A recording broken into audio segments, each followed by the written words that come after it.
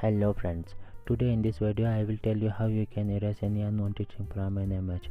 Here you can see I just highlight the unwanted thing, then tap erase. Now you can see the unwanted thing has been removed without affecting the real image. So just open a browser, then type here magic eraser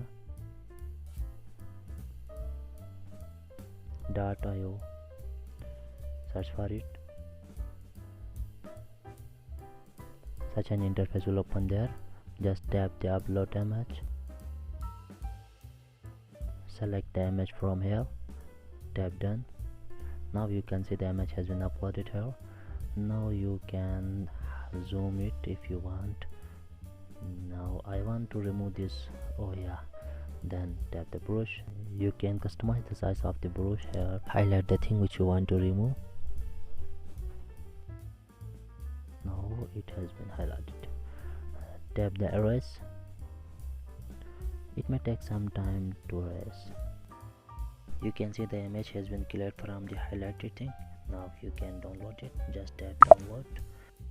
If you want the image in high resolution, then you have to pay, otherwise you can download in low resolution. Just tap download low resolution image. Now you can see the image has been downloaded. It is not too much low resolution image, you can see here.